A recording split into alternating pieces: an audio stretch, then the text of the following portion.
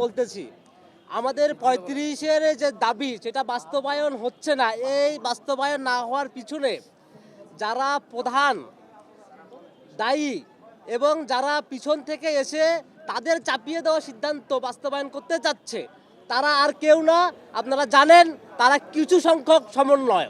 তো সম্প্রতি আপনারা জানেন যে গত 30শে সেপ্টেম্বর আমরা যমুনাতে গিয়েছিলাম, সেখানে আমরা প্রোগ্রাম করেছিলাম। আপনারা জানেন যে সেখানে যাওয়ার পরে উপদেষ্টা পরিষদ থেকে একটা কমিশন করা হয়, মুহিত স্যারকে নিয়ে একটা কমিশন করা হয়, যেখানে বলা হয় কমিশনের একটা সিদ্ধান্ত ছিল যে ছেলেদের বেলায় চাকরিতে প্রবেশের বয়সসীমা 35 করা হবে এবং মেয়েদের জন্য 37 করা হবে।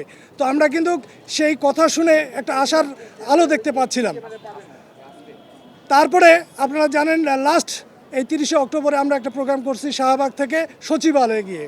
তো সচিবালয়ে গিয়ে এই পুলিশ যারা গত 13 বছর স্বৈরাচারী সরকারের যে ভূমিকায় ছিল, ঠিক সেম ভূমিকায় এই সচিবালয়ে আমাদের উপরে তাদের নৃশংস নির্যাতন, লাঠি হামলা, তারপরে গরম পানি আমাদের উপরে এবং টিয়ার শেলও আমাদের উপরে ছাড়ে। আপনারা দেখেছেন আমাদের অনেক ছেলেপেলেকে মানে প্রায় 17 জনকে আহত করে তারা, ঠিক আছে। তো আমরা আসলে যেই জিনিসটা আজকে বলতে চাই, আমরা এই সরকারকে যে বার্তাটা দিতে চাই, যে সিদ্ধান্তটা গভর্নমেন্ট নিজেই বললো একটা কমিশন করবে, কমিশন একটা সিদ্ধান্ত দিল 35-37-এর, কিন্তু কেন এটা ভায়োলেট করে 32-এর কথা বলা হচ্ছে সেইটার জন্য কিন্তু আমরা বারংবার রাস্তায় দাঁড়াচ্ছি। আপনারা দেখতে পাচ্ছেন ভাইয়েরা, আপনারা নিজেরাও জানেন, যতক্ষণ পর্যন্ত আমাদের দাবি ন্যূনতম 35 এবং শর্ত সাপেক্ষে উন্মুক্ত হবে না, আমরা মানে আমাদের আন্দোলন চলতেই থাকবে। আমরা কোটা আন্দোলন 2018 সালেও জড়াইছিলাম এবং এই বৈষম্য বিরোধী আন্দোলনেও আমরা সক্রিয় ভূমিকা পালন করেছি।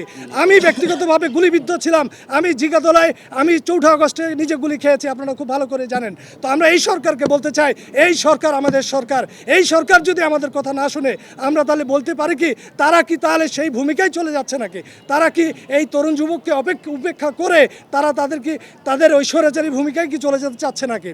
আমরা বিশ্বাস করি আজকে আমাদের ছোট ভাই আসিফ এবং নাহিদ, তারা ছোট, তারা বয়সে ছোট, তারা অভিজ্ঞতা ছোট, অনেক কিছু বুঝে না যে এইখান থেকে একটা 13 বছর ধরে আন্দোলন চলতেছে, এটার মহিমাটাকে এটা বোঝার চেষ্টা করো।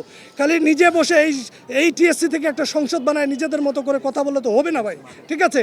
টিএসসি মাঠ থেকে নিজের সিদ্ধান্ত দিলে হবে না। তো বাংলাদেশের যারা সরকার যন্ত্রে আছে তারা আপনাদের চেয়ে অনেক অভিজ্ঞ, তাদের বয়সও অনেক, বয়সের ভারে তারা অনেক অভিজ্ঞ, তারা জানে যে এই বয়সীমাটাকে আসলে কত করা উচিত।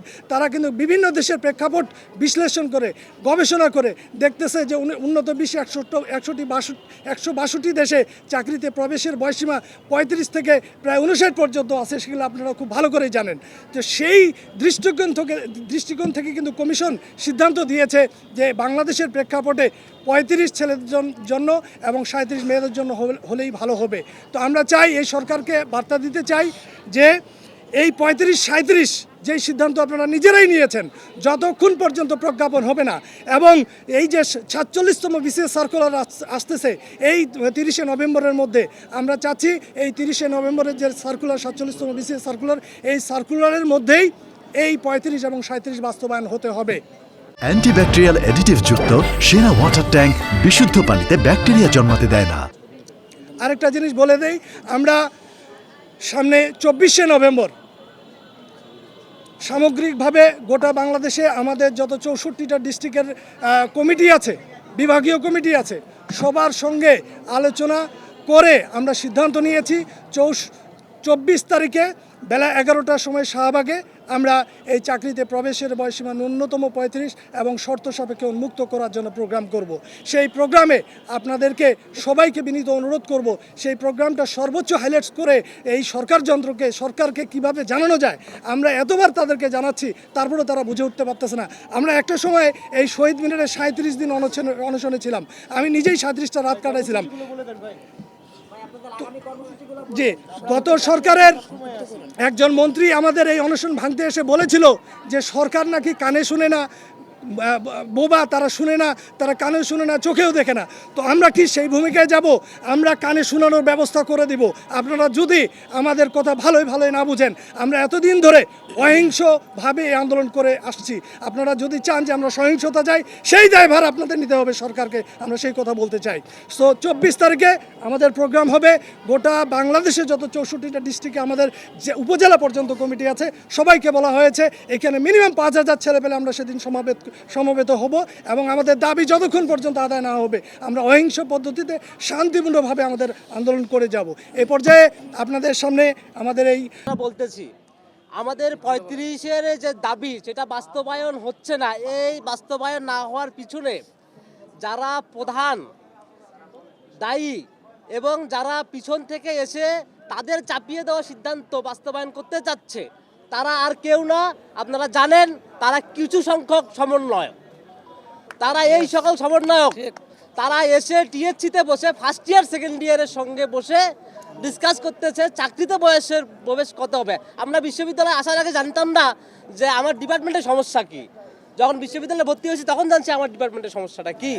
তো এখানে এসে আমরা জানলাম যারা এখন চাকরির বয়স কত হবে তারা মানে এটা আলোচনা করার জন্য বুঝতে হবে যে চাকরি প্রত্যাশী কারা, তাদের সঙ্গে বসতে হবে।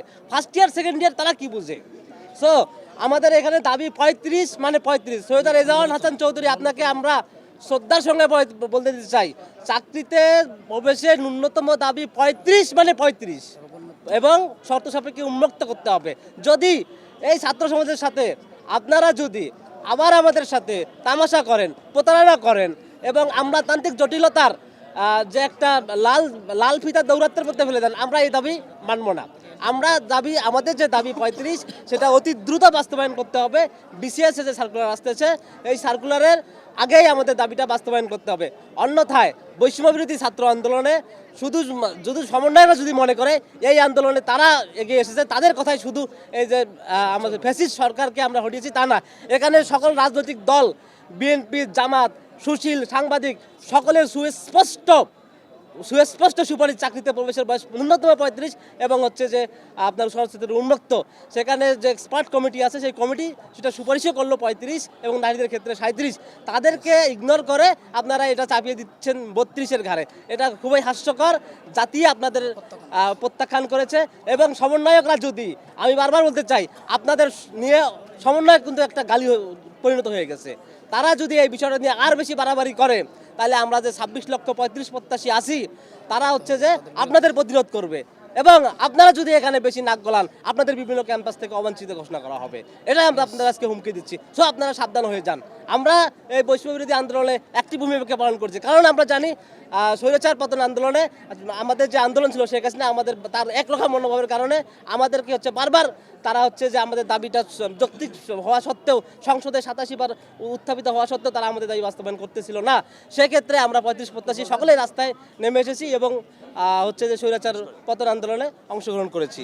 ধন্যবাদ আপনাদের।